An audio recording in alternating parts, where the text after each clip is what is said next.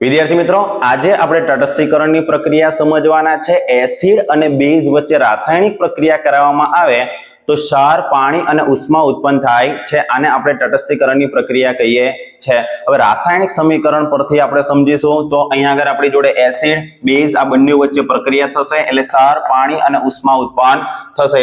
Acid તરીકે આપણે લઈએ છીએ હાઇડ્રોક્લોરિક એસિડ એટલે HCl, H+ છે, Cl- છે। બેઝ તરીકે આપણે લઈએ છીએ સોડિયમ હાઇડ્રોક્સાઇડ NaOH, Na+ છે, OH- છે। હવે અહીંયા આગળ આ પ્લસ છે એટલે કે ધન આયન જે છે ઋણ આયનને આકર્ષશે અને આ ધન આયન છે એ ઋણ આયન સાથે જોડાશે એટલે અહીંયા આગળ Na જોડે Cl અને OH- છે H+ સાથે જોડાશે એટલે આપણને નવો પદાર્થ મળશે NaCl, NaCl સોડિયમ ક્લોરાઇડ મીઠું છે અને OH અને H આ જોડાઈ જશે એટલે આપણને મળશે H2O પાણી। એટલે કે આપણી જોડે મૂળ પદાર્થ હતો એસિડ અને બેઝ આ બંને જોડાઈને આપણને એનો ક્ષાર મળ્યો, સોડિયમ ક્લોરાઇડ મળે છે એટલે કે મીઠું મળે છે, પાણી મળે છે અને ઉષ્મા ઉત્પન્ન થાય છે। તો વિદ્યાર્થી મિત્રો, આ હતી તટસ્થીકરણની પ્રક્રિયા। હવે આ પ્રક્રિયા આપણા રોજિંદા જીવનની અંદર કઈ જગ્યાએ ઉપયોગી છે એ પણ સમજો। તો અપચો થયો હોય તો આ પ્રક્રિયાથી એનું નિવારણ કરી શકાય છે। કીડી ડંખ મારે, કીડીના ડંખની અંદર ફોર્મિક એસિડ હોય।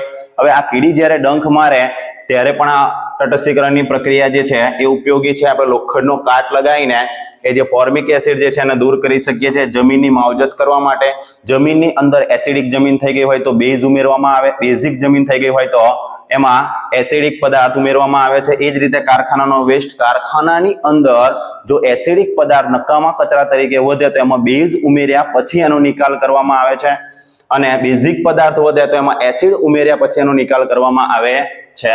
તો વિદ્યાર્થી મિત્રો, આ હતી તમારા તટસ્થીકરણની પ્રક્રિયા અને એના ઉપયોગો। જય હિન્દ, જય ભારત।